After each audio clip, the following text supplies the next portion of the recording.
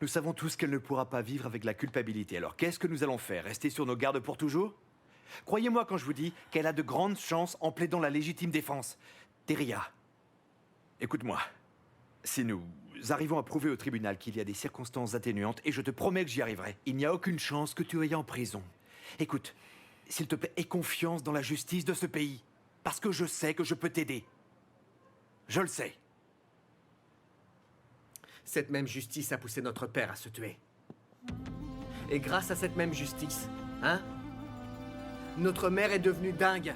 Alors quel genre de justice est-ce que c'est? Les personnes responsables ne sont pas toujours libres. Hein? Tu as voulu porter plainte, mais qu'est-ce qui s'est passé? Tu as condamné ces criminels? Ne me parle plus de justice.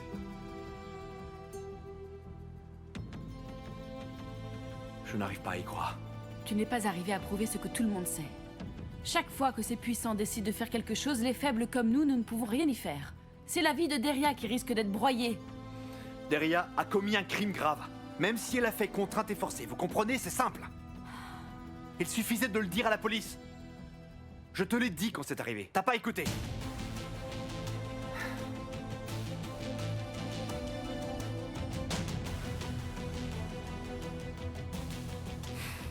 Ne me parlez plus jamais de cette histoire. Est-ce que c'est compris? Je n'irai pas vous voir en prison. C'est à vous de vous débrouiller.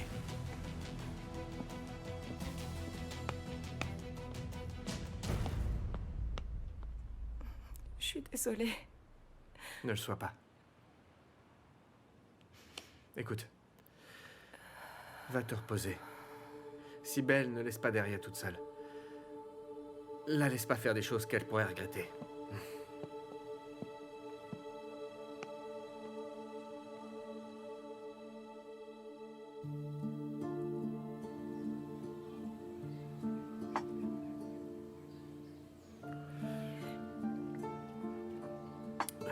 Aujourd'hui, c'est la journée des visites.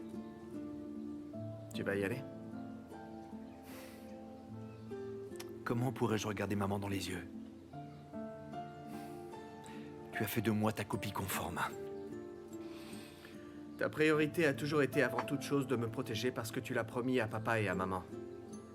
Tu as fait tout ce que tu pouvais pour me protéger. Franchement, tu n'as pas démérité.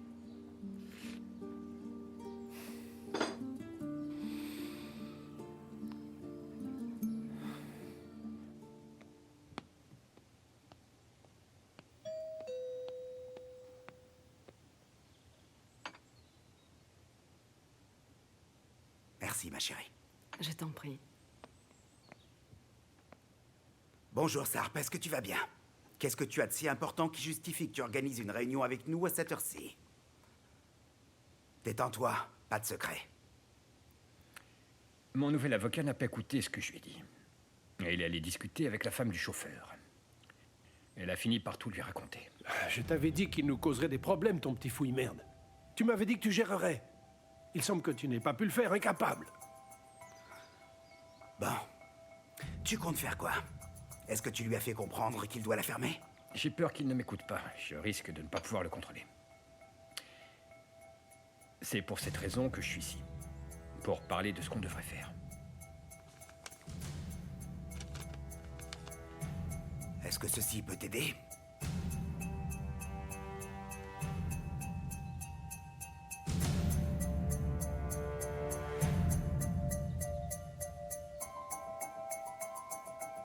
Qu'est-ce que c'est? Quelque chose qui pourrait aisément t'aider à le réduire au silence, ce gamin. Mais qui sont ces gens, Nihat? Ce sont des amis et un membre de sa famille.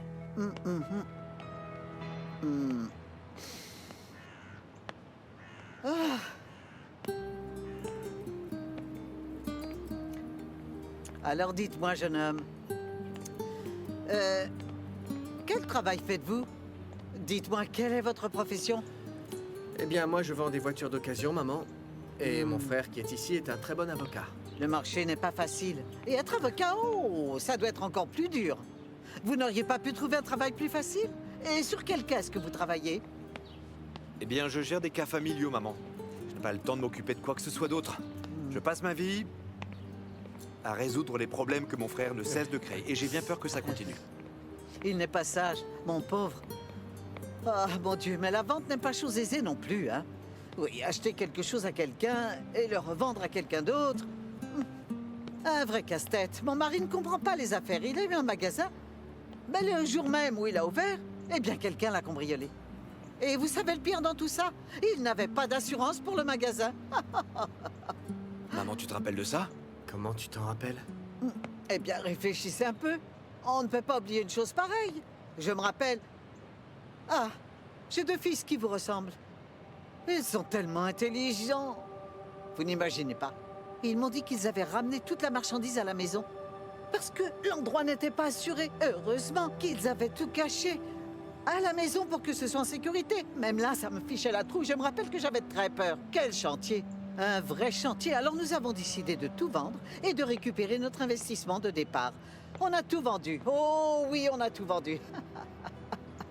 Nous avons tout vendu et nous avons dépensé tout notre argent. Oh, nous avons décidé de voyager à Paris, à Rome, à Londres. Oui, nous avons voyagé partout. Oh, reprenez ces chocolats, voulez-vous? Ou je vais finir par les dévorer tous. Je vais prendre du poids. Et Hassan, il n'aime pas trop quand je commence à en reprendre. Reprenez-les.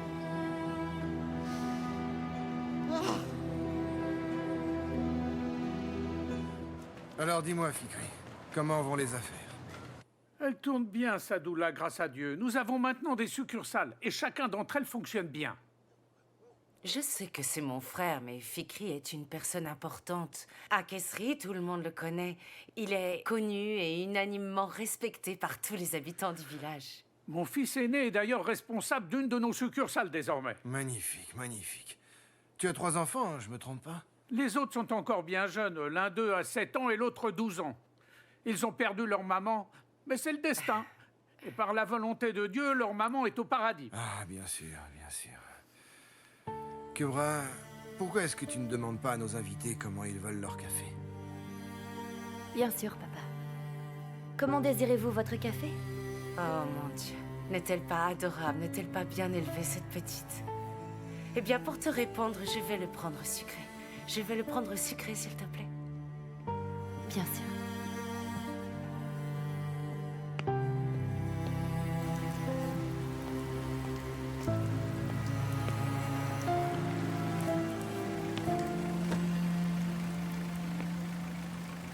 Si tu veux, je peux te déposer là où tu dois aller. Pas la peine. Ça va. Je suis presque arrivée à la pension. Ah, attends. Tu ne devrais pas marcher seul au milieu de la nuit.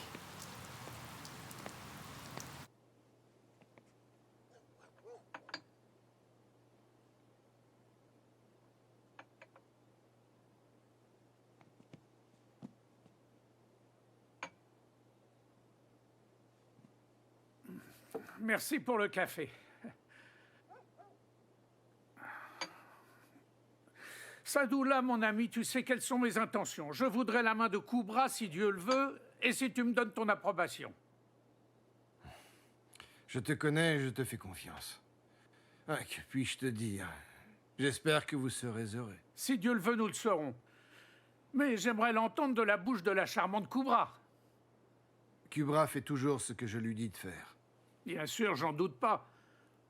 Mais tu comprends que si elle m'épouse à contre-cœur, vu qu'elle va quand même s'occuper de mes enfants, ce sera bon pour personne. Qu'est-ce que tu en dis, Kubra? Ça me va. Je serais très heureuse d'avoir une famille. Mais je veux que mon bébé vienne aussi avec moi. Pardon, qu'est-ce qu'elle vient de dire, Sadoula? Tu m'as dit que tu t'étais fait avorter. Je n'ai pas pu le faire, papa.